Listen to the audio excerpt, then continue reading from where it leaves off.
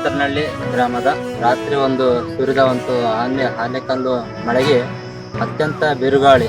ಈ ಒಂದು ಗಾಳಿ ಮಳೆಯಿಂದ ಪಪ್ಪಾಯಿ ಬೆಳೆದಂತಹ ರೈತರಿಗೆ ಬಹಳ ಅಪಾರ ಬೆಳೆ ನಷ್ಟ ಉಂಟಾಗಿದೆ.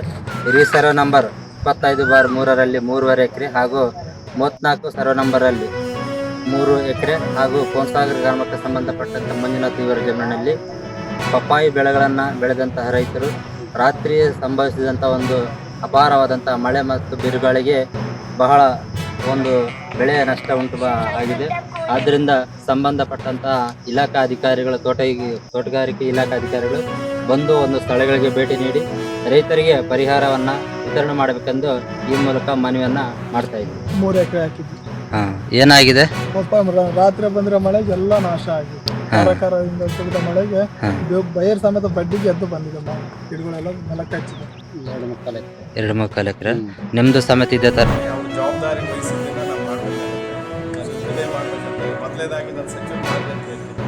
ನಾನು ಈಗಾಗಲೇ ಹೇಳಿದೆ ನನ್ನ ಕ್ವಾಲಿಫಿಕೇಷನ್ ಏನು, ನನ್ನ ಸಾಧನೆ ಏನು, ಇದುವರೆಗೆ ಏನು ಮಾಡಿದ್ದಾರೆ, ಯಾವುದನ್ನು ಜವಾಬ್ದಾರಿ ಕೊಟ್ಟು ಏನು ಮಾಡ್ತಾರೆ ಅದನ್ನು ಖಂಡಿತ ಪಕ್ಷ ನಿರ್ಧಾರ ಮಾಡ್ತಾರೆ ಅಂತ ನಾನು ಭಾವಿಸ್ತೀನಿ. ಜೊತೆಗೆ ಹಿಂದೆ ಸಮುದಾಯದ ಪ್ರಾತಿನಿಧ್ಯ ಅಂತ ಬಂದಾಗ ಕೂಡ ಶಾಸಕರುಗಳಿಗೆ ಸಚಿವ ಸ್ಥಾನದ ರಾಜೀನಾಮೆಗಳು ಇಲ್ಲಿವರೆಗೂ ಕೂಡ ಆಯ್ಕೆ ಆಗಿದೆ. ಇಂಥ ಸಂದರ್ಭದಲ್ಲಿ ಈ ಸಮುದಾಯದ ಪ್ರಾತಿನಿಧ್ಯ ಬೇಕೇ ಬೇಕು ಅನ್ನೋಂಥದ್ದು ಒತ್ತಾಯಗಳಿರುವಂಥದ್ದು. ಇದರ ಈ ವಿಚಾರದಲ್ಲೂ ಕೂಡ ಮನವರಿಕೆ ಮಾಡೋದು ಕೆಲಸ ಖಂಡಿತವಾಗ್ಲು ಈಗಾಗಲೇ ನಮ್ಮ ಪಕ್ಷ ಮುಖಂಡರು, ಈಗಿನ ಮುಖ್ಯಮಂತ್ರಿಗಳು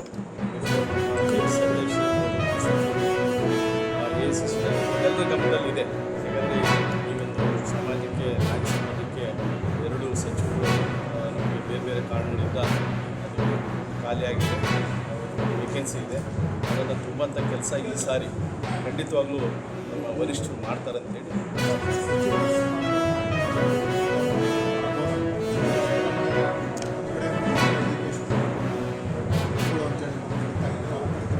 ಇಲ್ಲ, ಖಂಡಿತವಾಗ್ಲೂ ಕೂಡ ಯಾವಾಗಲೂ ಇಲ್ಲ.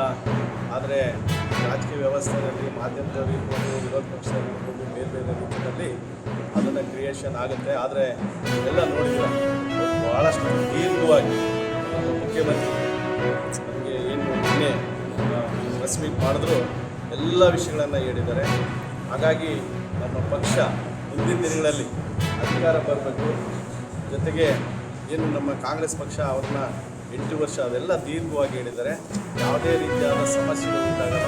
ಸಣ್ಣ ಪುಟ್ಟ ಸಮಸ್ಯೆಗಳು ಬಂದಂಥ ಸಂದರ್ಭದಲ್ಲಿ ನಮ್ಮ ವರಿಷ್ಠರು ಈಗಿನ ಹೊಸದಾಗಿ ಆಗೋಂಥ ಮುಖ್ಯಮಂತ್ರಿಗಳ ಜೊತೆಗೆ ಮತ್ತು ಮಾಜಿ ಮುಖ್ಯಮಂತ್ರಿ ಸಿದ್ದರಾಮಯ್ಯ ಅವರ ಜೊತೆಗೆ ಎಲ್ಲ ನಮ್ಮ AICC ಅಧ್ಯಕ್ಷರ ಜೊತೆಗೆ ಎಲ್ಲರೂ ಕೂಡ ಚರ್ಚೆ ಮಾಡಿ ಎಲ್ಲ ವ್ಯವಸ್ಥೆಯನ್ನು ಸರಿಪಡಿಸೋಂಥ ಕೆಲಸ ಮಾಡ್ತೀವಿ. Thank you.